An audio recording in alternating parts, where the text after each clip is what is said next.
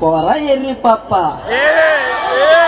ఎటువంటి కష్టము పడకుండా స్లే క్వాలిఫికేషన్ లేకపోయినా కేవలం మీ నాన్న ఉన్నాడనే ఒకే ఒక కారణంతో చెమట కూడా పట్టకుండా స్టేట్ గ్యామ్లీ చెల్లి కూర్చొని నీకే ఎంత పవరుంటే అమ్మా నాన్న తిప్పలపడి స్కూల్ ఫీజు కడితే ఎల్కేజీ నుండి 10th క్లాస్ వరకు కష్టపడి చదివి పాస్ అయ్యి ఇంటర్లో ఈజీగా ఉన్న గ్రూపులను వదిలేసి ఎంపీసీ చదివితే ఇంజనీర్ చెప్తే కష్టమైన అది గ్రూప్ సెలెక్ట్ చేసుకుని ఫిజిక్స్ కోచ్ వచ్చాను, కెమిస్ట్రీ కోచ్ వచ్చాను, మ్యాథ్స్ కోచ్ వచ్చాను, రోడ్లు పట్టుకు తిరిగి ఆ ఫీజు కట్టాలి ఈ ఫీజు కట్టాలని అమ్మాలని సింహల్స్ పెట్టి బోర్డ్ ఎగ్జామ్ లో పాస్ అయిన పాస్లో టీపుస్తాను రాత్రంతా చదివి ఆరం పెట్టుకుని పొద్దున్న లేచి మళ్ళీ చదివి తెరా పాస్ అయ్యి ఎంసెట్ లో ర్యాంక్ రాకపోతే లాంగ్ టర్మ్ కోచింగ్ తీసుకుని అప్పటికే సరైన ర్యాంక్ రాక అమ్మనగలు తాకడ పెట్టి మేనేజ్ గొట్టలు సీట్ సంపాదించే తెలుగు నుంచి వచ్చి నాకు ఇంగ్లీష్ అర్థం కాక ఫస్ట్ ఇయర్ నుంచి 4th దాకా ఉన్నారు సార్.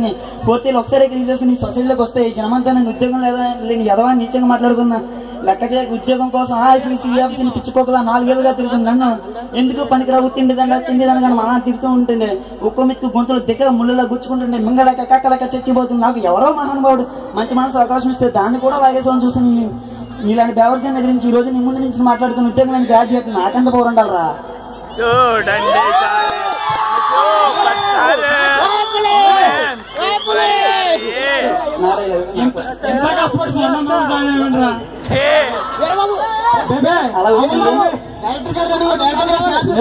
ఛాన్స్ ఇస్తే మరి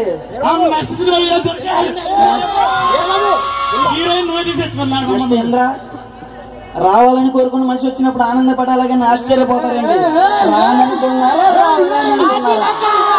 కాశీకి పోయాడు కాషాయం మనిషి అయిపోయాడనుకుంటున్నారా? వారణాసిలో బతుకుతున్నాడు తన వరుస మార్చుంటాడు అనుకుంటున్నారా? అదే రక్తం అదే పౌరుషం. Thank you for this opportunity.